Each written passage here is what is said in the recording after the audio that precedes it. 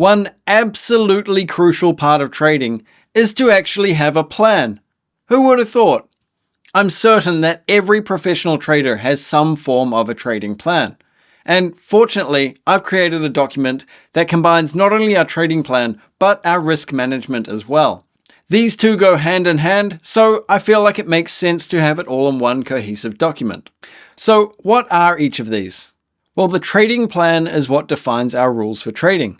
It covers our technical setups, sets our goals, and outlines the rules about when we can and can't trade, both in terms of our schedule and our emotional state.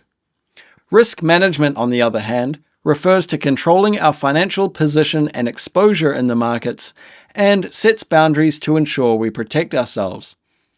Some of the main focus points in risk management are to ensure we do not blow our account, to ensure we can afford our trades, limits our financial exposure at any given point, and ensures trade losses are kept to a comfortable and reasonable amount, thus limiting the emotional impact of these losses. Here is the trading and risk plan. You can find it with the link below if you haven't already saved your own copy, and let's go through and start filling it out, then it'll make more sense to you. So name, let's start with course example, date, whatever date you are filling this in, you can put that in there. So the first section, reason to trade. List why you have decided to become a trader.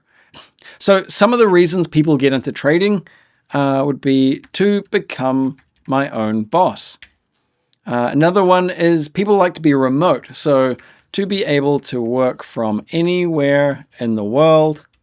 I like all the technicalities and patterns to do with trading. So I actually started as well to learn a new skill. Okay, moving on. Trading goals. List out the goals you aim to achieve. So these are a little bit more specific than the reason to trade. To become my own boss is very vague and generic.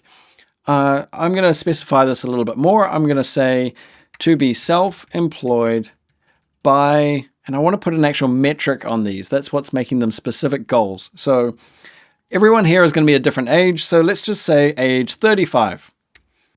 Just to note, these don't need to relate to the reason to trade. I just chose the to become my own boss as a good example of something I can specify more specifically. The next one down, if I am self-employed, I'll be wanting to take money out of my account, not just trade with money in there. So let's put another metric on there. Let's say to withdraw, let's just put a nice round number of $1,000 per week. So tying in with being able to work from anywhere and being my own boss is that I might want to choose my hours. So I will say I want to work just, let's put another number of just 4 hours per day. So we'll divvy that up with some trading, some analyzing the markets, and some back testing. Brilliant. So each of those are very specific. Each of them have a metric applied to them. We have to be self-employed by age 35, to withdraw $1,000 per week, to work just 4 hours per day. Each of those have a very measurable figure in them. Moving on to trading restrictions. So trading restrictions, you are the best judge of when and why you can and can't trade. Write specific rules. So these are going to vary from person to person again.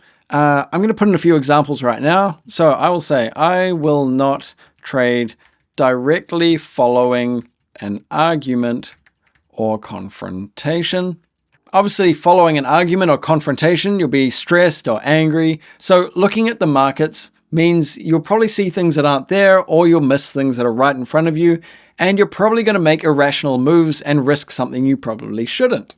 So with this, we were talking about how we want to be self-employed. So relating back to that, that would mean we'd have work throughout the day anyway to be sustaining ourselves at the moment. So one restriction is, I'm sure your boss would appreciate, I will not trade during work hours. So you don't want to be caught in the office on trading platforms trying to catch the next trade. You may be able to trade before work, after work, and before bed. That might tie in with our 4 hours a day.